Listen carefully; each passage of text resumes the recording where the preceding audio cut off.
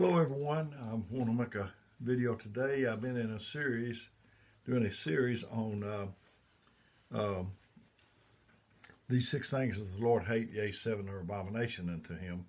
And so Proverbs 6:16 through 19 is my text in the King James Version of the Bible. And it says, "These six things doth the Lord hate, yea, seven are abomination unto him: a proud look, a lying tongue, hands that shed innocent blood, a heart that devises wicked imaginations, feet that be swift run into mischief, a false witness that speaketh lie." I've covered all of them. So today we're going to be on he that soweth discord among brethren. And so that's what we're going to be talking about. People that talking about discord,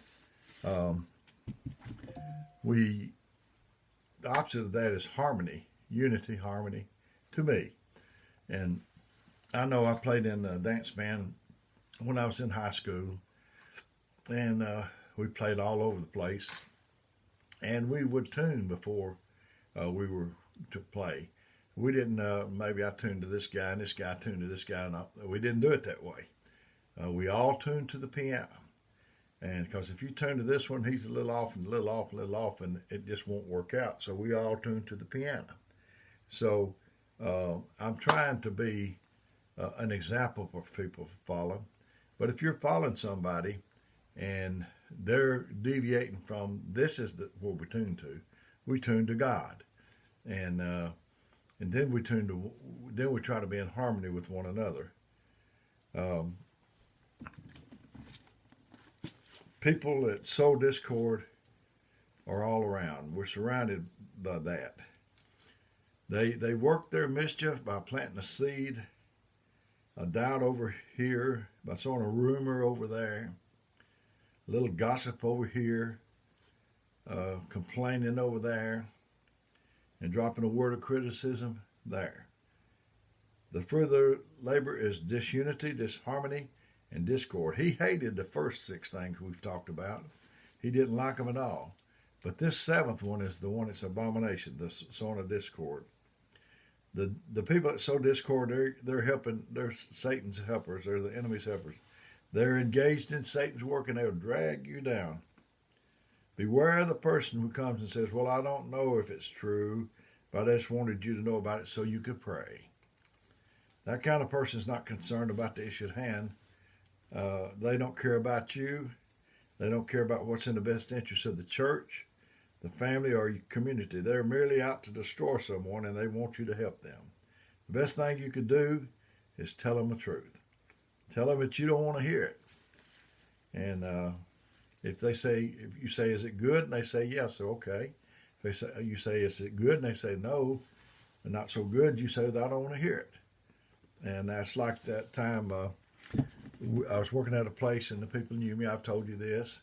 And the people knew me, and this one boy was new, and we went out in the parking lot going to our cars after work. Usually we'd stand around and talk for just a little while. And he said, "Hey, Dale, would you like to hear a joke?" And I said, Is it good? Is it clean?" And he dropped his head, and he said, "No." And embarrassed him. I understand that. And he said, "Oh, you know what? I'll just tell it to myself." And he was like he was in a minute or two of meditation. He said, "Ha, ha, ha, ha." Well, he didn't tell it to me. We wound up being good friends, but he didn't tell it to me. The telephone, that's another place where we can sow discord very easily. It's not a handgun, but it's dangerous. It's dangerous. And our social media, you can use it if you do good, but just be cautious. Don't try to air your laundry out on social media.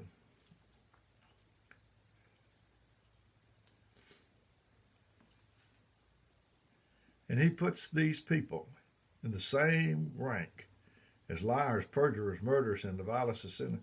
Be careful that you're not put in that group. The first six things we talked about was bad enough, but this is right in there in that group, except it's worse. It's the work of the enemy. There'll be a price to pay for anybody that sows discord, and it's not going to be good. To sow discord, to sow is to plant seeds. Discord is disagreement, argument. To sow discord is to say and do things which cause a group as a whole to distrust one another and begin to argue and then to fight. Sowing discord is something done in secret, by deceit. It's sneaky. An abomination is a thing that causes disgust or hatred. And this is the conclusion of the first 6. I love harmony. I love peace. I think that we ought to work at it as hard as we can. Just because you disagree with somebody, have a different opinion, not doctrine, but just opinion. That's no reason to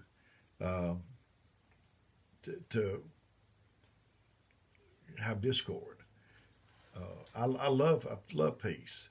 I grew up and it wasn't a lot of peace around when I was growing up, and I tried my best to I made up my mind.